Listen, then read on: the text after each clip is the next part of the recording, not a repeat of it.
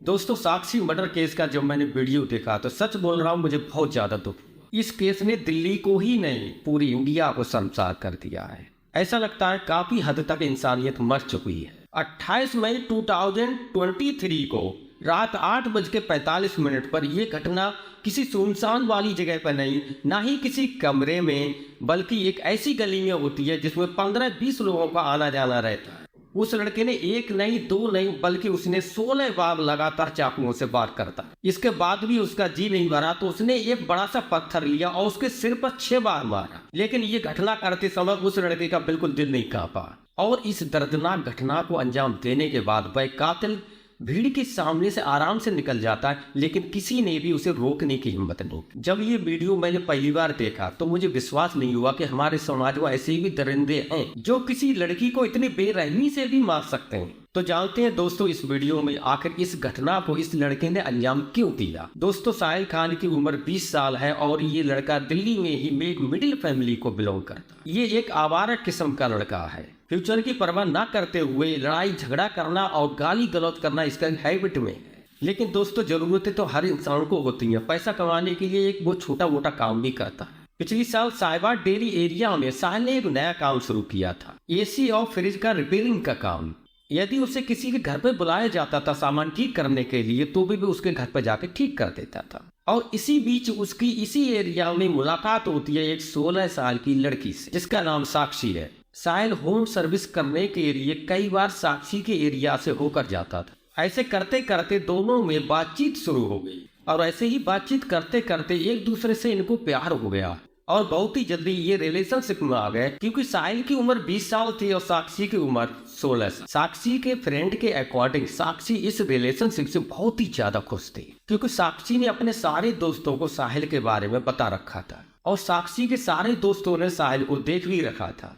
साक्षी के परिवार वालों को इनके रिलेशनशिप के बारे में बिल्कुल भनक तक भी नहीं लग पाई। वैसे देखा जाए जनरली बच्चे ऐसी बातों को घर पर नहीं बताते हैं। और साक्षी और साहिल एक दूसरे के साथ कंफर्टेबल हो गए और दोनों लोग एक साथ घूमने जाते, खूब इंजॉय करते, यानी कि उनकी दोस्ती खूब अच्छी चल रही थी। एक दिन साक्षी ने साहिल को अपने पास्ट के बारे में बताया कि उसका एक और भी बॉयफ्रेंड था जिसका नाम प्रवीण था। साक्षी और प्रवीण काफी अच्छे रिलेशनशिप में रह चुके थे। साक्षी और प्रवीण के बारे में साक्षी के परिवार वालों को भी बात पता थी, यहाँ तक कि साक्षी के परिवार वालों ने प्रवीण को देख भी रखा था। लेकिन कुछ समय बाद कुछ डिफरेंसेस की वजह से साक्षी ने प्रवीण से ब्रेकअप कर लिया। जब ये बात साक्षी ने साहिल को बताई तो उसे कुछ अजीब सा लगा, लेकिन उस समय साहिल ने उससे कुछ नहीं कहा। दोनों लोग नॉर्मल लाइफ जी रहे थे। साहिल को लगा कि प्रवीण जो है इसके लिए इतना इम्पोर्टेंट है कि इसके नाम का इसने टैटू भी बनवा रखा है। और साक्षी के पास्ट की बात को साहिल ने दिल पर ले लिया। अब मई की शुरुआत में इसी बार 2023 में साहिल को पता चला कि प्रवीण और साक्षी एक दूसरे के कांटेक्ट में हैं। हालांकि दोनों एक दूसरे से चैटिंग तो करते थे, लेकिन उनके बीच में कुछ नहीं था। ये बात साहिल को बिल्कुल भी पसंद नहीं है। तो साहिल साक्षी के पास गुस्से में जाता है और ये सब कुछ कंफर्म करता है। साक्षी ने साहिल को समझाया कि हमारे बीच कुछ नहीं है, सिर्फ दोस्ती है, सिर्फ हम बात करते हैं। साक्षी ने साहिल से कहा तुम चिंता मत करो, लेकिन साहिल इस बात को अपने दिल से निकाल नहीं पाया। साहिल को लगा कि मेरी गर्लफ्रेंड किसी दूसरे से बात कैसे कर सकती। दोस्तों, आप सभी जानते हो कि इस एज में गुस्सा तो सबसे ज्यादा आता ही है, लेकिन साहिल अपने गुस्से को कंट्रोल नहीं कर पाया और साक्षी के साथ गाली गलौज करता है, उसे धमकी देता है, मैं तेरा ऐसा कर दूंगा, मैं तेरा वैसा कर दूंगा। इससे साक्षी काफी डर गई, क्योंकि साहिल आवारा किस्म का लड़का है, वह मेरे साथ कुछ भी कर सकता है। फिर साक्षी ने अपने आप को बचाने के लिए साहिल से ब्रेकअप कर लिया और बोली अब मुझे वो फीलिंग नहीं आती है, इसलिए हम दोनों लोग रिलेशनशिप ही खत्म कर देते। लेकिन साहिल को लगता है कि साक्षी ने मुझसे जो ब्रेकअप किया है तो प्रवीण के साथ इसका कुछ चक्कर है। इस बात को लेकर दोनों में बहुत झगड़ा भी होता है। लेकिन दोस्तों, साहिल के इस गुस्से को देखकर साक्षी काफी डर गई थी। साक्षी ने अपनी 2 फ्रेंड नीतू और आरती के लिए इस घटना के बारे में बताया कि साहिल उसे धमकी दे रहा है और साक्षी ने अपनी दोनों फ्रेंड से पूछा आगे क्या करना है। ये घटना सुनने के बाद आरती ने एक लड़के के बारे में बताया जिसका नाम था जबरू।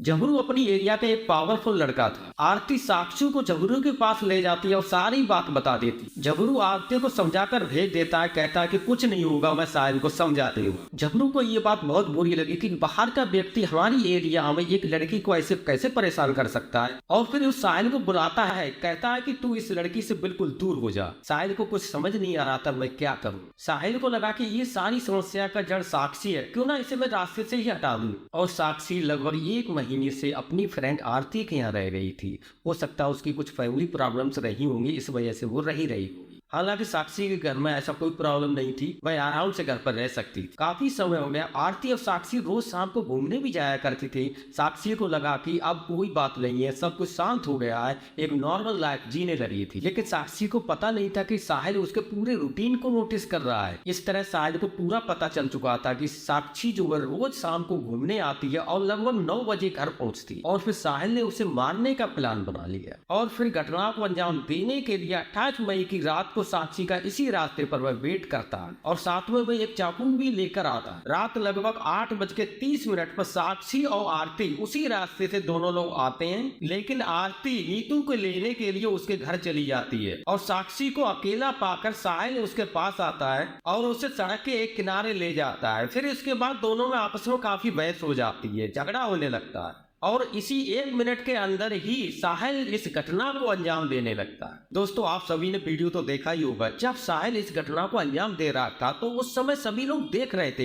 लेकिन किसी ने भी उसको बचाने की हिम्मत नहीं करी। लेकिन उस भीड़ में से एक लड़के ने साहिल को थोड़ा रोकने की कोशिश तो की। साहिल ने उस लड़के को हटा दिया और वो लड़का वहां से चला गया। आखिर वो लड़का अकेला क्या कर पाता? अगर सभी लोग मिलकर उसे बचाते तो लड़के की जान भी बच सकती। दोस्तों, मेरी आप सभी से रिक्वेस्ट है, अगर इस तरह की समाज में कोई भी हो रही हो तो तमाशा देखने की बजाय उन्हें रोके जरूर, क्योंकि यदि उस रात अगर कोशिश की जाती तो शायद वो लड़की आज जिंदा हो। आज किसी और लड़की के साथ हो रहा है, कल आपकी लड़की के साथ भी हो सकता है। दोस्तों, इस वीडियो को ज्यादा से ज्यादा लोगों को शेयर करें जिससे वो सभी लोग जागृत हो। तो मिलते हैं दोस्तों नई वीडियो में, तब तक के लिए जय हिंद, जय भारत।